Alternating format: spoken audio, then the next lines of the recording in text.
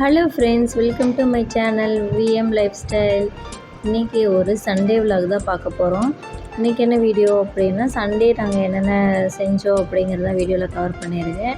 காலையில் இருந்து மார்க்கெட் போயிட்டு எல்லாமே எடுத்து ஸ்டோர் பண்ணி வச்சாச்சு, வெஜிடபிள்ஸ் எல்லாம். நெக்ஸ்ட்டு என்ன செய்யலாம் அப்படின்னு யோசிக்கும் போது சிக்கன் பிரியாணியும் சில்லி சிக்கனும் செய்யலாம் அப்படிங்கிற ஐடியா வந்துச்சு. சரின்னு சிக்கன் பிரியாணி தான் ரெடி பண்ணிகிட்டு இருந்தேன். ஆல்ரெடி சிக்கன் பிரியாணி வீடியோ எடுத்தாங்காட்டி நான் வீடியோ எடுக்கலை. மதியம் சிக்கன் பிரியாணியும் தயிரும் வச்சு சாப்பிட்டுட்டோம். அதுக்கப்புறம் ஈவினிங் போல் தான் சில்லி சிக்கன் செஞ்சு பசங்களுக்கு கொடுத்துட்டு நம்ம சாப்பிட்லாம் அப்படின்னு சொல்லி ஈவினிங் போல் தான் ரெடி பண்ணியிருந்தோம். அந்த வீடியோ தான் நான் இப்போ எடுத்திருக்கேன்.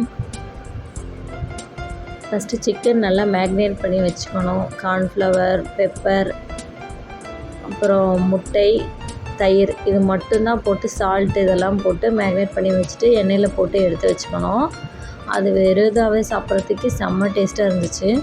அதாவது சில்லி சிக்கன் செய்யணும் அப்படின்னா அதுக்கு என்னென்ன போடணுமோ அதெல்லாம் வீடியோவில் பாருங்கள், ஸ்கிப் பண்ணாமல். நம்ம வந்து ஹோம்மேடாக செய்கிறங்காட்டி இது வந்து ரொம்ப ஹெல்த்தின்னு சொல்ல முடியாது, ஹெல்த்தியாக தான் இருக்கும். நம்ம வீட்லேயே நீட்டாக செய்கிறோம், அதனால் ஹோம்மேட் சில்லி சிக்கன் தான் இது.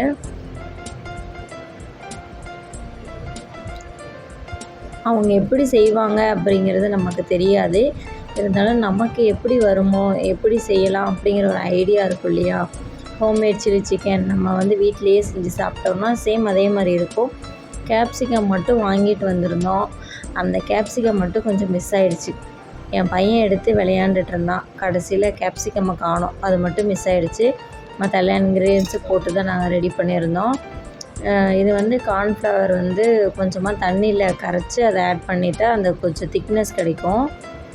அதுக்கப்புறம் நம்ம எண்ணெயில் போட்டு எடுத்து வச்ச சிக்கனையும் போட்டு நல்லா ஹை ஃப்ளேமில் வச்சு நல்லா ரோஸ்ட் பண்ணணும். நல்லா ட்ரையாக ஆகிடுச்சுன்னா நம்மளோட சூப்பரான சில்லி சிக்கன் அருமையாக ரெடி ஆகிடும். சேம் நம்ம ஹோட்டலில் வாங்கி சாப்பிட்ற மாதிரியே இருக்கும், ஆனால் வீட்டில் செஞ்சதே. நீங்களும் இதே மாதிரி சிம்பிளாக செய்யலாம். நம்மக்கிட்ட என்ன இருக்கோ அந்த பொருளை வச்சு ஈஸியாக சிம்பிளாக செஞ்சிடலாம். நீங்களும் மறக்காமல் ட்ரை பண்ணி பாருங்கள். இதே மாதிரி இன்ட்ரெஸ்டிங்கான வீடியோஸ் நெக்ஸ்ட்டில் நம்ம சேனலில் வந்துகிட்டே இருக்கும். நம்ம சேனலை மறக்காமல் சப்ஸ்கிரைப் பண்ணிக்கோங்க, லைக் கொடுங்க.